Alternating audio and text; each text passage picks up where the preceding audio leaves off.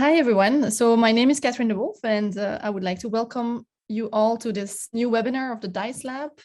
So the DiCE Lab is a knowledge sharing and networking platform that Sultan, Çetin, and myself founded with the idea of bringing academia, industry, and government together to discuss how digital innovation can help enable the circular economy, the transition to the circular economy. So we organize webinars and research meetups in which we put particular technologies into a spotlight. And Batallé Garcia from TU Delft, Meliha, Honic, and Deepika, Raghu from ETH Zurich are also co-organizing this with us. And today, Meliha and I will be moderating the webinar on the Internet of Things. So the DiCE Lab collaborates with several scholars and initiatives. Nancy Bocken from Maastricht University, Vincent Gruis from TU Delft, David Peck from TU Delft, Jan Konietzko from Konisant and Maastricht University, and the Circular Building Environment Hub of TU Delft. We are also supported by the Vlaanderen Circulair and Vlaams Agentschap Innoveren en Ondernemen, and by the Interreg project NWE Charm. All right, so that's a bit of an introduction of the DiCE Lab for those who are new to the DiCE Lab. I will present the speakers, so I will present them each time before we introduce their presentation, but here you see already the three names. So our first speaker will be Gianmarco Bressanelli, who is a postdoctoral researcher at the RISE laboratory, so the Research and Innovation for Smart Enterprises at the University of Brescia in Italy. He's also a senior consultant at EQ Consulting, a spin-off from the university. And Gianmarco does research in circular economy, sustainability, and digitalization. And he focuses on their implications on operations and supply chain management, combining case study research with simulation and assessment methodologies. He holds a PhD in mechanical and industrial engineering. And in his dissertation, he discussed how to assess the sustainability impacts of circular economy supply chains. So his research has been presented at national and international conferences, published in many journals. He's also a member of associations such as the European Association of Operations Management.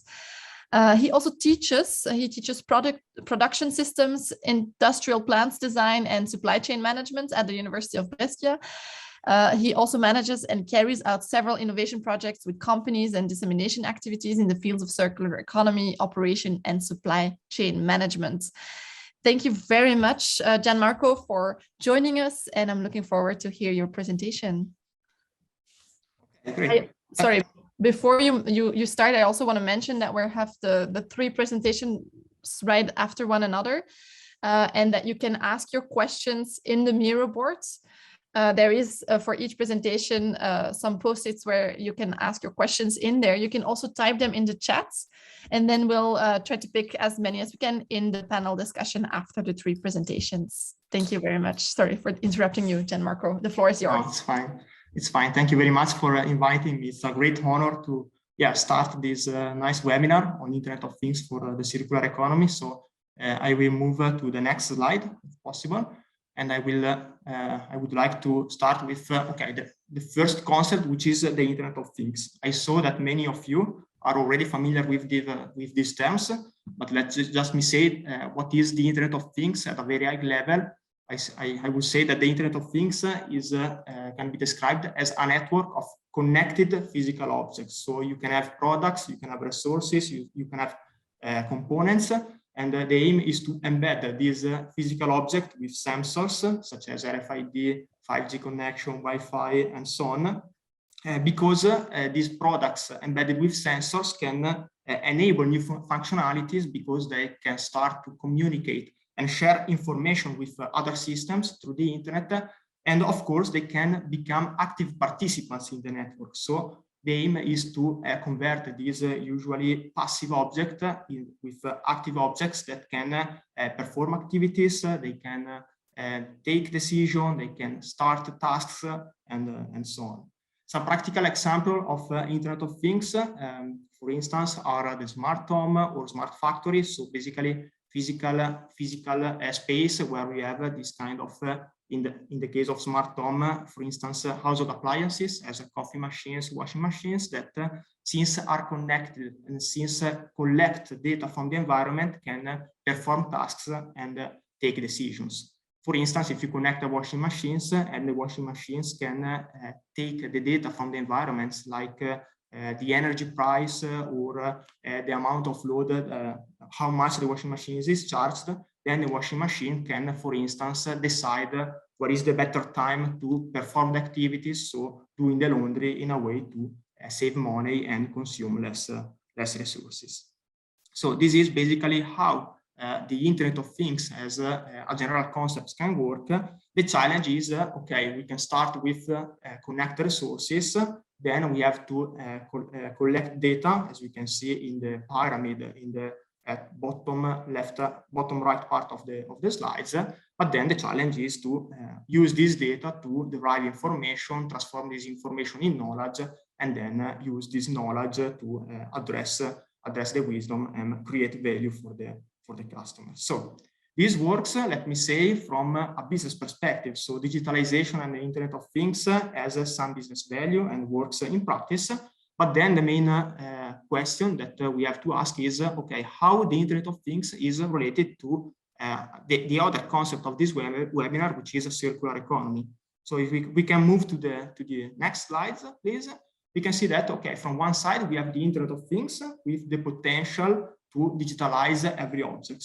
And on the other side, we have the circular economy, which is this kind of new sustainable paradigms where we have to include all these closed loop activities in a way to reduce energy and materials consumption, in a way to collect products at the end of life in order to reuse them, in a way to remanufacture these products in order to extract value from the components, or in a way to recycle the materials in order to, again, stop providing these products and components in the landfill, and also stop to the activities of raw materials extraction. So basically, the challenge here is to understand how the Internet of Things can be used to provide some value to the circular economy.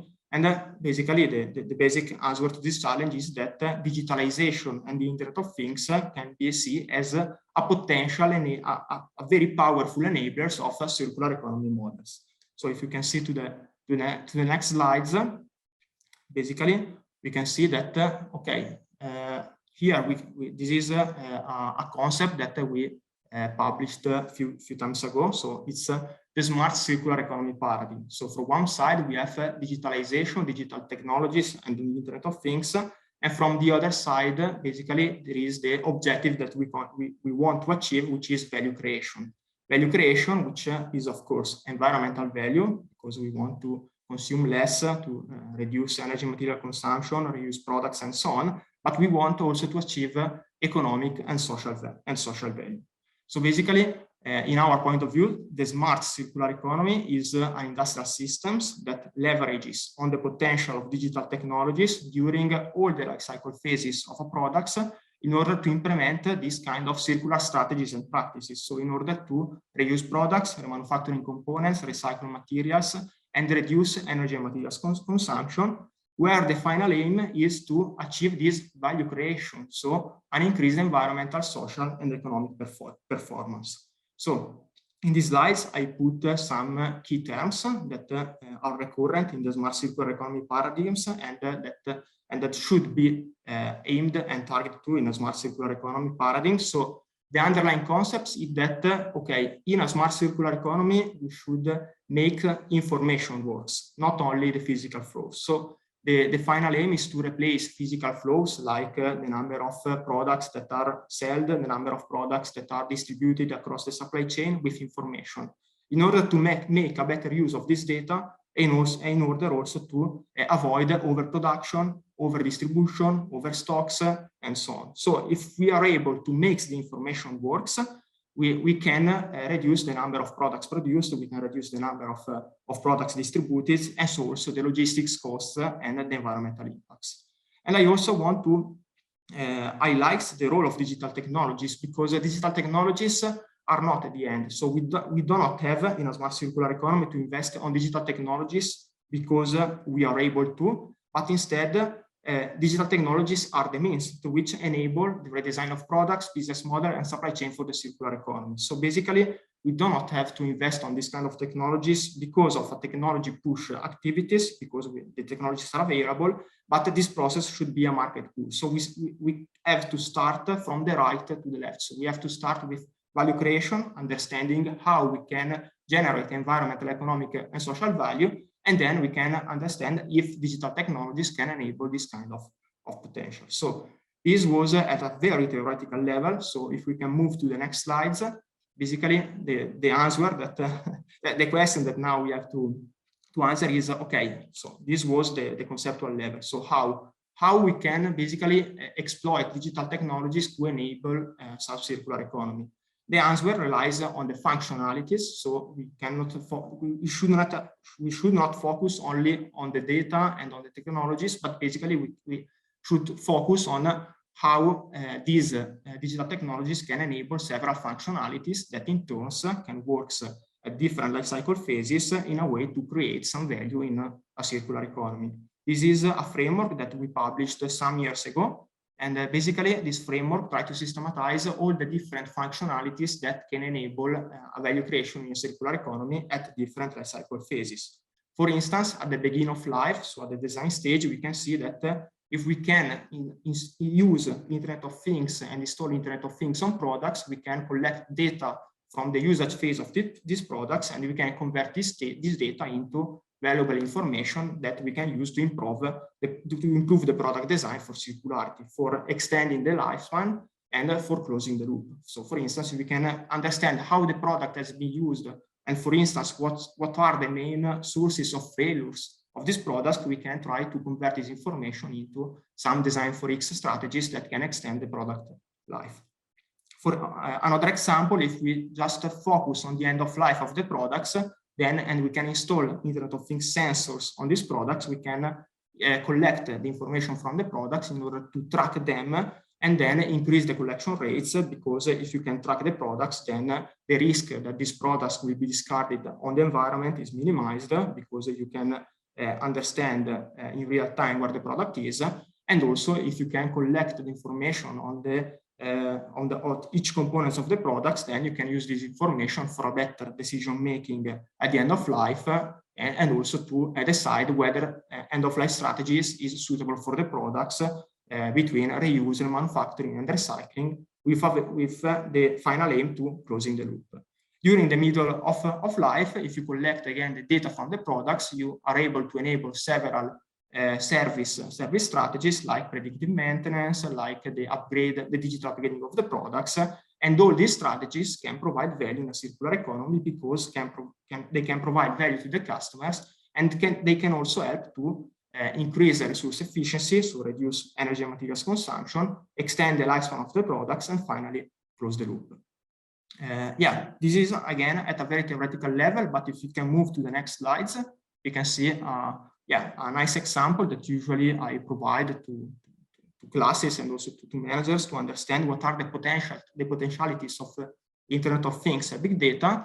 This was a pilot project that was run by Michelin, so a tire provider companies, several years ago. And Michelin opened this kind of division that with the final aim to provide these tires as a service. So not only sell the tires for trucks, but try to provide a full bundles, commercial bundles of the products, so the tires, and also the service that is connected to the products. So the company tried to install these sensors, IoT sensors, to collect several data regarding the tire pressures, the temperature, the speeds, and so on. And they also try to analyze this data to understand how the drivers drive well. So basically, in a way to understand if there is some space to provide some typical suggestion to the drivers in order to reduce the fuel consumption, and so achieving economic savings and also a lower environmental impacts in terms of avoided carbon dioxide emissions. So this was a very pilot project where these sensors have been used to collect data, extract information, and use this information to enable a new business models based on servitizations like the tires as a service, and provide a value creation in terms of economic savings and the environmental impact. So if we can move to the next slides, and we can conclude our presentation. So it's all so easy? Of course not, because there are several issues that we have to consider when we want to invest on digital technologies, because if we can connect products, of course, there is energy consumption because products consume energy due to these sensors. These products, if become intelligent and smart products, will become waste at the end of life. And also, if we want to install sensors on the products, we have to extract critical raw materials. So basically, there is this intrinsic environmental cost that we have to consider. And in the next slides, basically, the aim is to, again, try to understand if the circular economy benefits that can be enabled by digital technologies like reduce consumption, reuse products, and so on, can be greater than this intrinsic environmental cost. So in conclusion, and if we can see to the final slides, basically, what we have to do if we want to move research forward, let me say, at an acceptable standard level, according to the latest trends in the research community, we have, of course, to move away from the exploration purposes and descriptive frameworks to basically confirmatory research and prescriptive frameworks. So we have to test on the real environment if this kind of opportunities enabled by digitalization, Internet of Things, and so on can work. And we have, of course, also assess the environmental impact of digitalization, Internet of Things, and digital technologies in advance, because we have to show and to prove that the environmental gains enabled by the circular economy are able to offset their intrinsic environmental cost. And this is where we need life cycle assessment and other methodologies. Last point, of course, we have to move the focus from a single organization to the entire ecosystem of stakeholders, because with digitalization, we have to start thinking in systems. And also, we can try to combine different enabling digital technologies to try to study their interlinked effects, because I think that there are synergies that can be exploited between the Internet of Things and the other technologies that have been already explored during these webinars, like blockchain, like big data, and so on. So, yeah, I hope I was able to keep the times. Yes, thank you very much, Gianmarco. Perfect timing. Very interesting presentation. And I think Sultan is showing now the Miro boards where you can add questions for Gianmarco in the post-its. So feel free to put them there or in the chat, and then we'll bring them to the post-its, and then we'll discuss them in the panel discussion. Thank you. Thank you very much, Gianmarco. All right, so we move on to the next speaker, Andreas Alcayaga, who is a doctoral candidate in circular economy and digital technologies and a research associate at the Institute for Integrated Quality Design at the Johannes Kelper University Linz in Austria. He previously graduated in business administration and holds a master's degree in international information systems. He has previously also worked as an IT performance and quality manager and as an IT consultant. So his research really explores the intersection between the circular economy, the Internet of Things, and service business models. And in particular, he aims at discovering opportunities and challenges of smart products for lifecycle management and business model innovation. He also focuses on understanding innovative businesses practices related to digital technologies and circular systems, as well as the consequences of novel value chain architectures for quality and environmental management systems. So thank you very much, Andreas, for joining today and talking about the Internet of Things. Hi, well, thank you. First of all, thank you for inviting me. And I'm very happy to be here and talk to you about my research. So maybe we can move to the next slide. So first of all, before moving directly into my research, I wanted to give you a short introduction and motivation to our topic. So I believe that most of us that are here today, we are not only interested in the circular economy and the digitalization per se, but also there is a motivation behind it. And for my part, the motivation behind my research is the climate crisis, and the circular economy has emerged as a global framework to solve some of these issues and as a practical approach for companies to, for example, reduce their emissions or eliminate waste. So I think I always try to keep in mind that what is the reason behind my research. So the next slide, please. So today I'm going to present you a study that Erik Hansen, my supervisor, my PhD supervisor, and I did in the last years. In this study, we explored business practices in business-to-business firms, and we tried to understand the connection between digitalization and circular economy. So there you can see the link of the study. So it's a very long study, around 60 or 70 pages. So you can download it for free if you want to know more details, and if you want to, I don't know, have a look at it, you are free to download it and read it. So the next slide, please. So about the study, this study, in this study, we interviewed several experts, so around 43 experts from German-speaking countries, but mainly from Austria. In terms of the companies, we interviewed experts working at different positions in their respective companies. So, for example, in digitalization, in marketing, in quality and environmental management, and so on. And also, we decided to split our sample and try to find different companies from different industries to get a very broad overview of this topic. So as you can see on the left side, we had companies like doing machine building and heavy duty vehicles. We had also components and equipment manufacturing, service logistics and energy management, and so on. So we did this study as a qualitative study, and in the years between 2017 and 1920. The next slide, please. So here you can see the main results of our study. This is a framework of best practices for smart circularity. In this framework, we try to summarize all the results of the study. And this framework is composed of several layers. So on top, you can see the producer or the service provider and the business model ecosystem partners. Then the second layer, you have the smart product. And then you have 6 layers or 6 boxes, let's say that in that way, of this framework. So the first 2 boxes are called smart cross-strategy capabilities and smart use. And then the second 4 boxes, so the green ones, are the circular strategies. So the smart cross-strategy capabilities, so the first box, this is about the supporting infrastructure that the companies need to deliver digital services and also to enable circular strategies. For example, the very famous concept is the product passport, as you can see there in the second point, or product lifecycle management.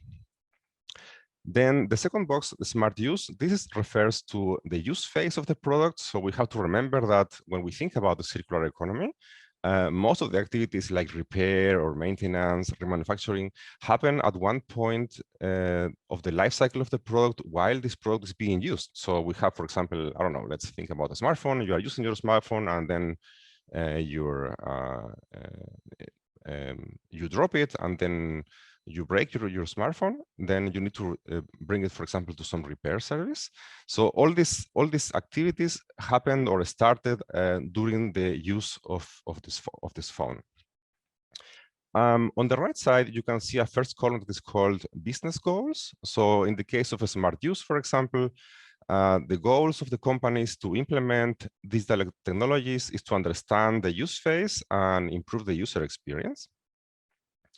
And then you have a list of goals for the different strategies. For example, in terms of maintenance, companies want to increase product reliability and maximize uptime.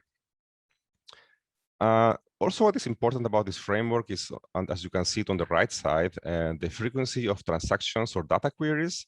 This basically means that when you are at the higher stages of the funnel or of the framework, for example, in the use phase or in the smart maintenance and repair phases, you have more data queries, so you have more transactions, you collect more data more often. So, for example, if you think about predictive maintenance solutions, companies typically have to collect sensor data several times per day or sometimes every second to know about the condition of the product. But if you think about then recycling, maybe you only need a few times a year some information to know if you want to recycle the product.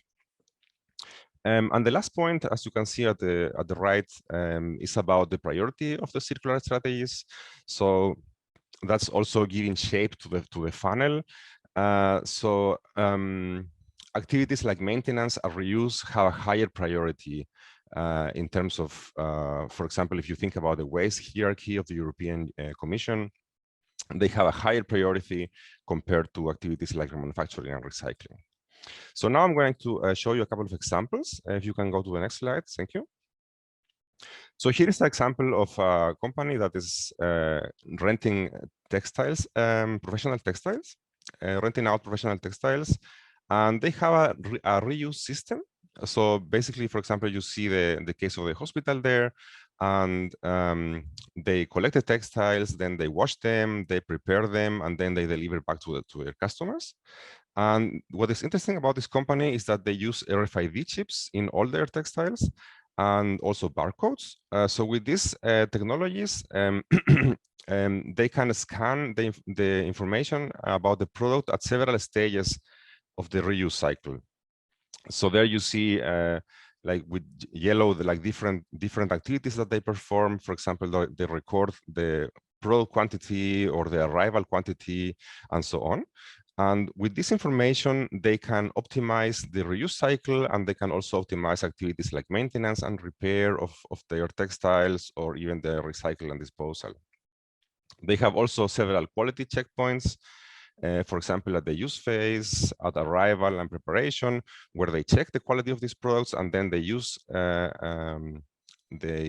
their ERP system to save this information and kind of have a good overview of the status of the products. Next slide.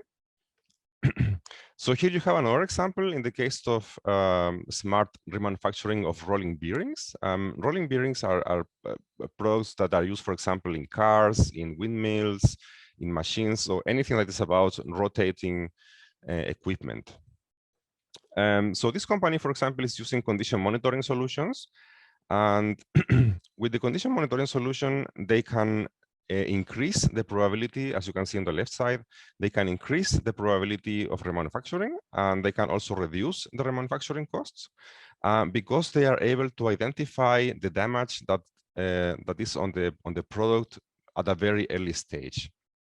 So this increases the time of intervention. So this means basically, if you know well in advance that there is a problem in your product, then you can do something about it. You can send, for example, a technician, and then this technician can look not only at the data that you have gathered, but also have a visual analysis of the product. And then if there is a decision about the manufacturing, then you can take it out and send it to the manufacturing facility and replace the product well in advance before you have any problems. Next slide, please. So this is like in this slide, you can see the smart cross-strategy capabilities. So basically, this is the architecture of the lifecycle management of the system, of the company. So in green, you can see the lifecycle management of a company. So it's composed of databases, product passports, and product lifecycle management applications. And these applications are the central repository of product lifecycle data. They communicate with other systems like ERP systems or warehouse management systems, and they also, of course, communicate with the products. Because they need to collect the information about the product.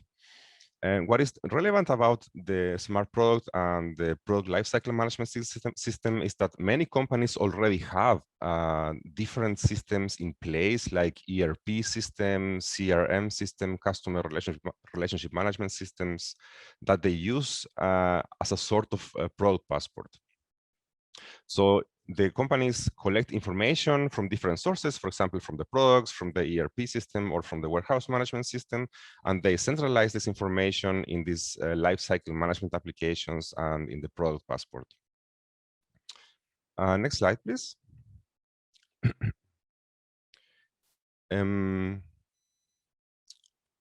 So as you have seen in the last slides, I have given you a very short overview of the framework and some of the components of the framework. So in this case, examples of smart reuse and smart remanufacturing, and also a bit about the cross-strategy capabilities or this infrastructure that the companies need to enable circular strategies. So if you want more information about this framework or the different components or the different practices associated to the different components, I can recommend you to have a look at the study. So what are the conclusions of our study? First of all, companies in business to business are at a very early stage of development. So this means that the digital technologies and also the operationalization of circular strategies is still at an early stage. Second, why are companies implementing digital technologies? Well, mainly because they want to understand the use phase. So they want to understand what the customer is doing with their products. Third, as already Gianmarco said, so we have seen in our study that IoT and digital technologies enable and optimize activities like maintenance, reuse, and remanufacturing. Also, what we have called these smart cross-strategy capabilities are a foundational support infrastructure for the further activities at the company. So companies need things or like product passports and lifecycle management applications to be able to manage all this data, and then they can enable activities like maintenance or reuse. And finally, business models play an important role in the operationalization of the circular economy. So when companies have higher service degrees in their business models, they can create synergies and enable, for example, better access to their data or better feedback to research and development. Next slide. So this is the final slide. And what are the implications for management and policy making? So first of all, service business models, companies need to embrace this transition from standard transactional business models where they just sell products and move to more innovative service business models in order to create the so-called business model ecosystems or systems integration.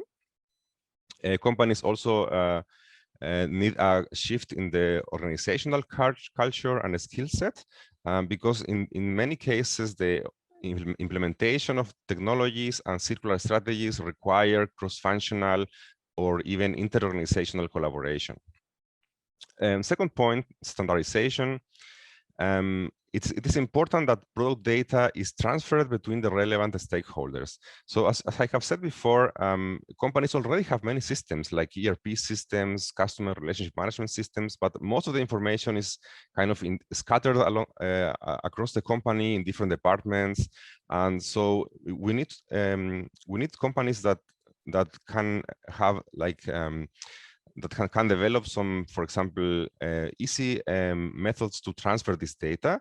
And of course, a very important way to do it is standardization, because this will not only enable the transfer of data, but will also enable the diffusion of circular strategies.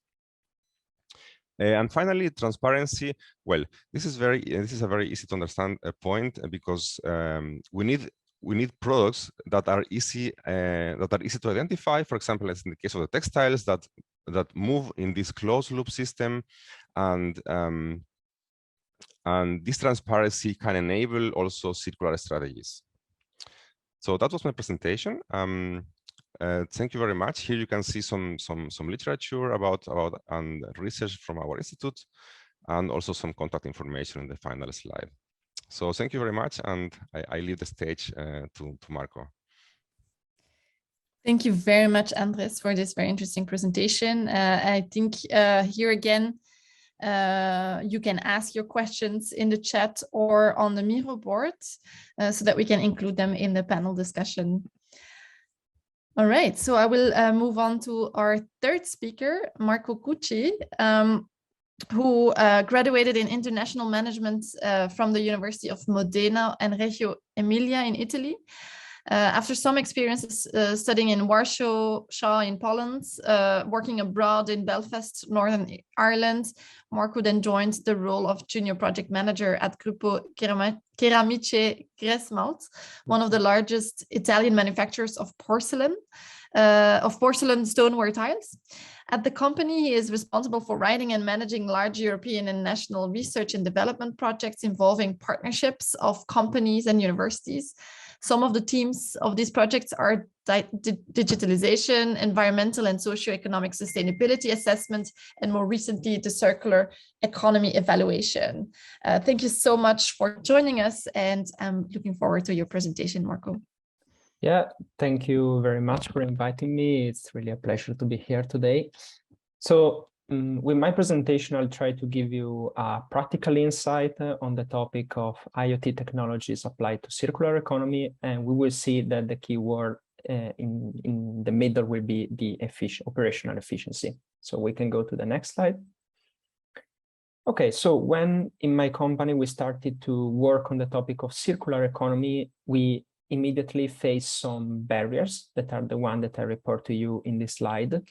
So first of all, looking at the academic literature, we found out that there were over 100 of definitions of circular economy. So a big issue because there were a lot of definitions and a lot of circularity metrics, especially in the manufacturing sector.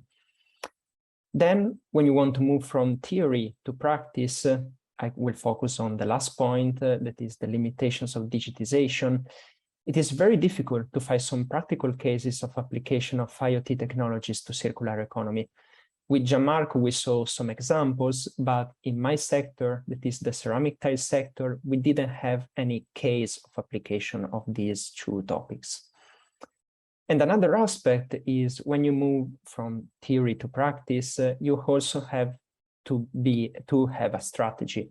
So you have to change your business model, and to introduce circular economy and IoT technologies linked to circular economy needs a change in your strategy, and it involves all the company.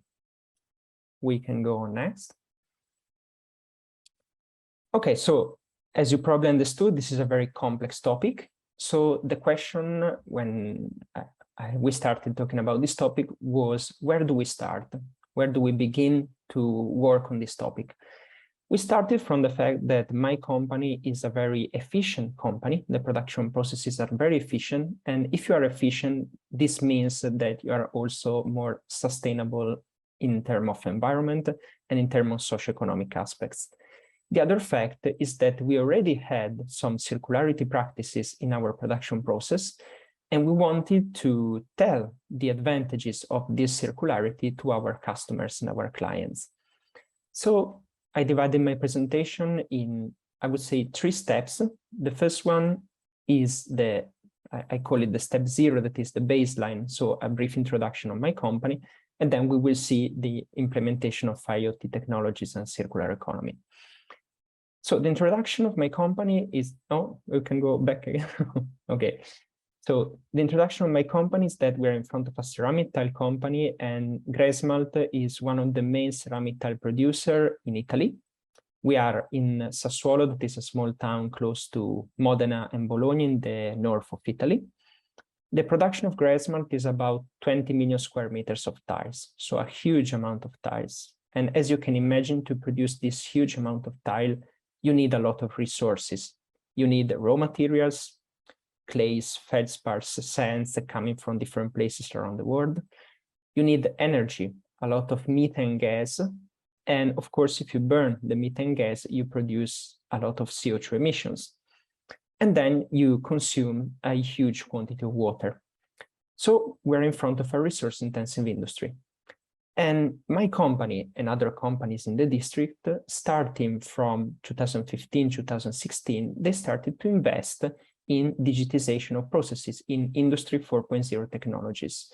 So if now you go in a ceramic tile factory of Gresmalt, you will see automation, you will see a bit of artificial intelligence, and you will see sensors and meters collecting data.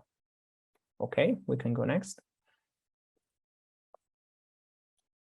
So the first step was to work on IoT technologies. We already had many sensors and meters collecting data in our factory, as the one that you see in this slide. So we were able to collect all the data related to the variables that we were seeing before: raw materials, energy, water, emissions, also waste, also packaging materials, and many other ones. So the first step was to map the production process to understand where the data was collected. The major part was collected dynamically by our sensors, IoT sensors, but some of them were collected also manually by our laboratory, for instance. So we put all this kind of information together in a database, in a unique database on our ERP system. So we had all the information together. We can go to the next. Okay, perfect. So we have all the information together. The next step that, in my opinion, is the most important one is to give value to data. So many companies collect a lot of data in the production process, but they're not able to give value to data. So what about giving value related to the circular economy topic? So we did two things. The first one, we created a new system that was called DiCE, that is a dynamic sustainability assessment system. So based on all the data that are collected dynamically in our production process, my company is able to evaluate the sustainability of the production process in a dynamic way every month or every day also with a sort of simulation. And the next step is also that you can evaluate the advantages that are related to the circular economy practices that are already present in your production process. In our case, it was the fact that we recycle a huge quantity of water, the fact that we produce electricity through a cogeneration plant, the fact that we reuse waste, the waste that we produce in the production process in our ceramic body to recreate tiles again. So this was a very important step that is a big step forward compared to other companies, because usually when you conduct, for instance, an environmental sustainability assessment, you do it one day and then you wait 5 or 6 years to do it again. So it's a very static approach. So we change from a static approach to a dynamic approach due to IoT technologies. The other step is that you can do a sustainability simulation of different products. So before producing a more sustainable or a circular product, you can already assess the environmental impact of it. And on the right, you can see an example of this activity. So in this case, this was related to CO2 emissions, so an impact category that all of you know. And this was related, this was a comparison between a market product, so a product produced by an average company in the sector, of a specific thickness that is 9 millimeters. Then you see the same product that is produced in Gresmalt. As I told you, Gresmalt is a very efficient company, and efficient means also a reduced environmental impact. And then the last one was a new sustainable collection that we created last year that was called Genius, that was based on the fact that other than a very efficient process, there was also a reduced thickness. So the tile kept all the characteristics in terms of security or sanitary characteristics, but the reduced thickness allows to save a lot of resources, allows to save energy, allows to save water. So this is a very easy comparison that we did even before producing this new collection, thanks to the IoT technologies. Okay, we can go next.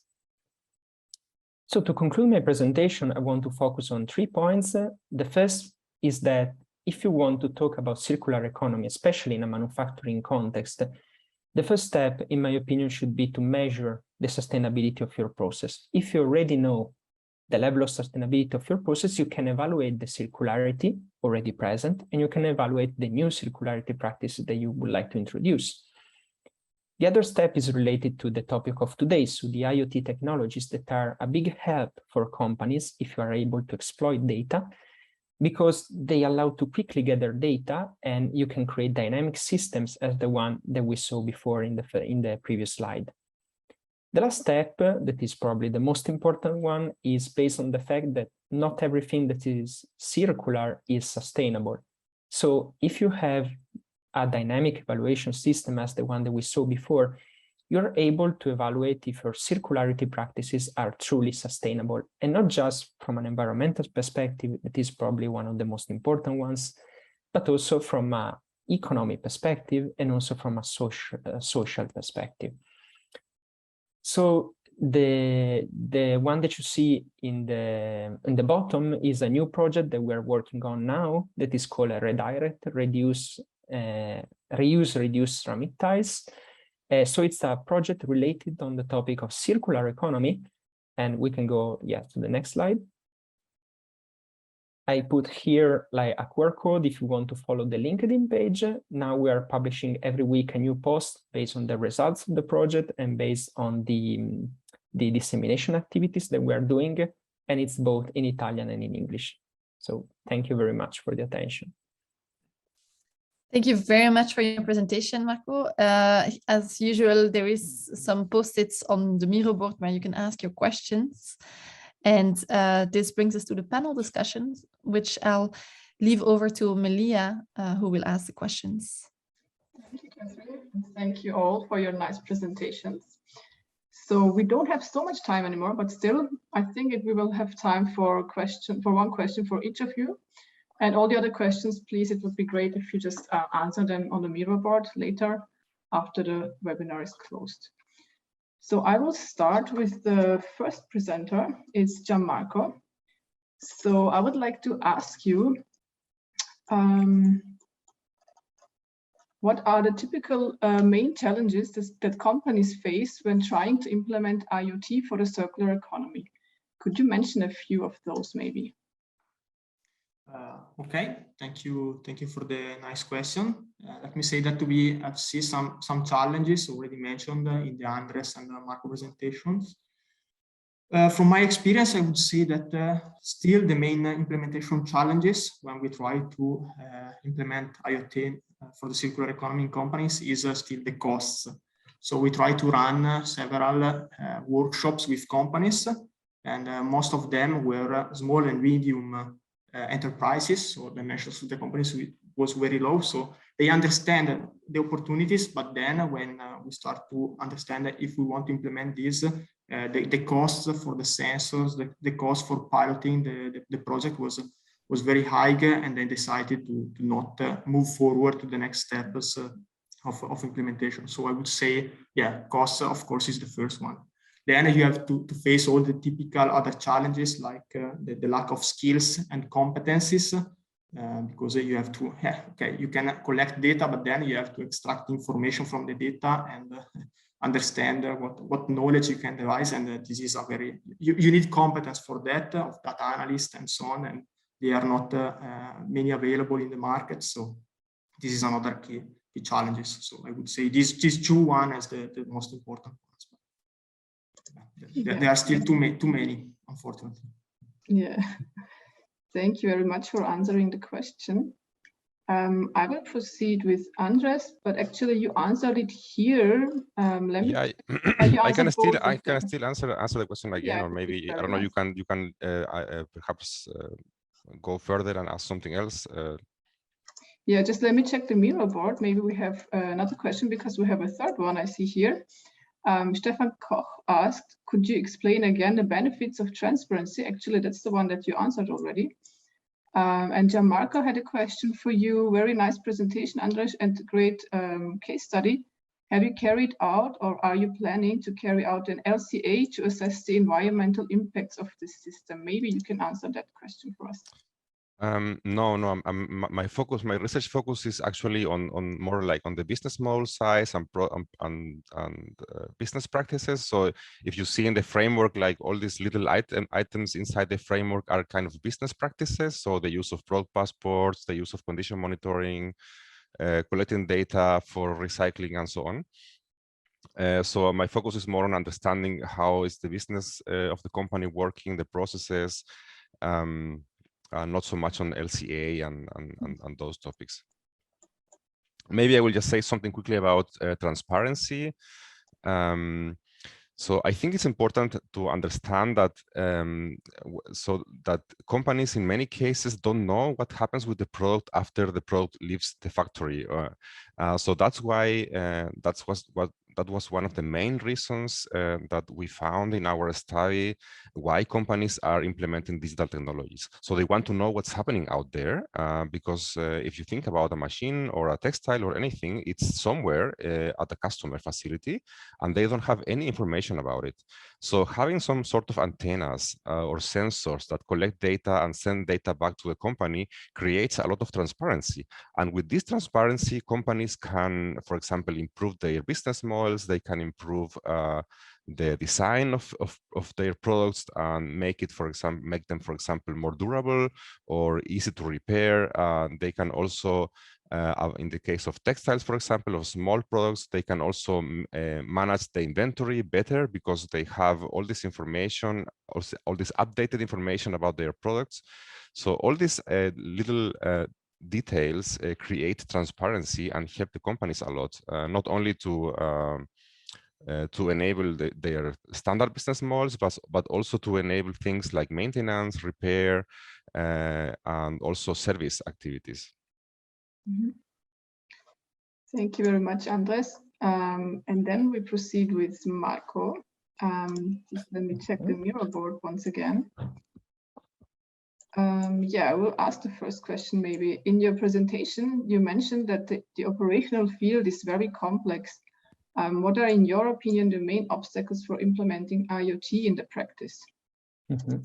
Yeah, I would say for sure, again, the costs, as Gianmarco said, but we were lucky because in 2015, 2017, we had an important government funds related to IoT technologies.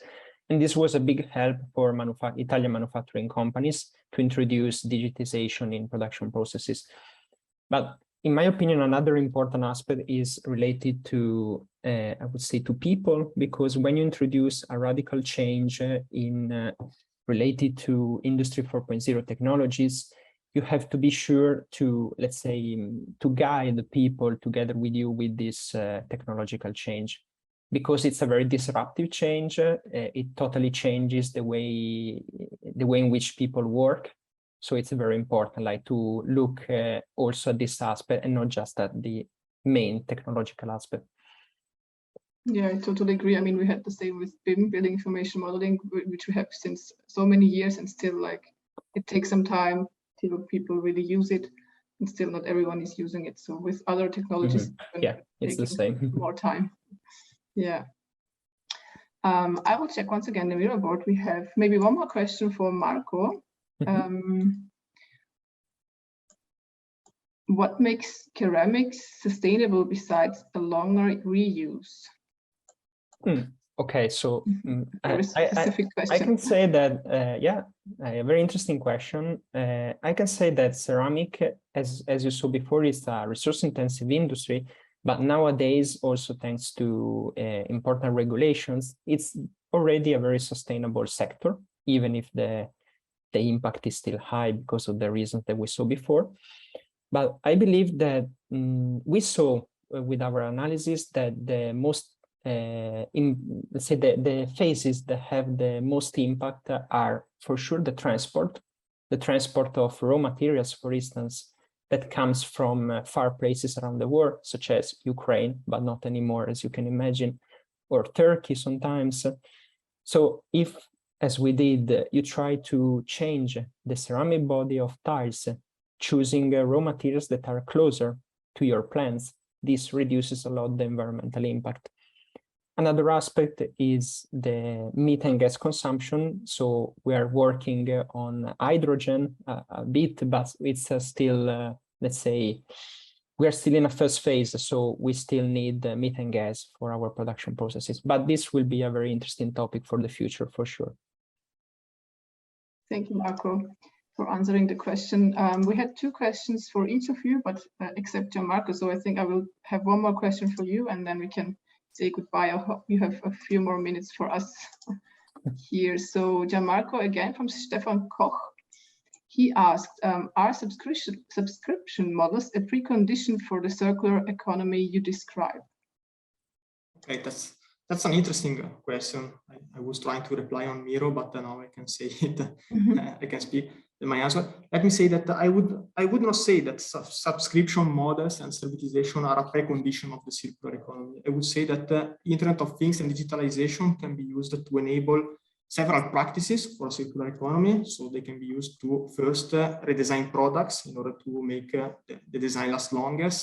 Then they can be used to redesign business models, subscription, servitization, leasing, sharing, and so on. And then can be used to redesign the supply chains in order to close the loop to reverse logistics and so on. So all these free practices that can be implemented by themselves. So you can achieve circular economy by only redesigning products, by only redesigning business models and so on. But I think, and I'm quite convicted about that if you want to achieve the greatest benefits, you have to implement all of these strategies all together. Because if you think that, okay, I want to redesign my products to last longer, okay, but you still run a traditional business models, then you only sell your products once, and then your sales will go down. But if you redesign the products to last longer, and you will also redesign the business models, then, for instance, in leasing, then your revenues will still high because you will be paid by months. And so you can, in conclusion, subscription models are not a preconditions, because you can have a circular economy also without business model, without subscription models. But if you are able to redesign all these levels all together, then circular economy can work and can provide benefits, greatest benefits. So, yeah. I think that also Andreas has something to add. Yeah, I think Andreas, please. Is a field of research, because I know that is. Yeah. I just maybe a couple of points. Like I think a big challenge from transitioning from transactional to more like relational or service business models are the financial challenges. So companies need to invest a lot of money in order to rent or lease their products. And then there are also some challenges related to the culture or the organizational culture of the company, the mindset, the mentality. Many people just want to have this linear mindset where they just want to produce their products and sell them. So there are many challenges. And I also agree with Gianmarco about service business models, that they are not a precondition, but we have seen in our study that many of these business models help the companies a lot to develop further circular strategies. For example, if you are collecting information for your maintenance, later on you can use this information, for example, for the recycling or for the remanufacturing of the product. So you create synergies by implementing all the strategies, and having a service business model helps you a lot to do this.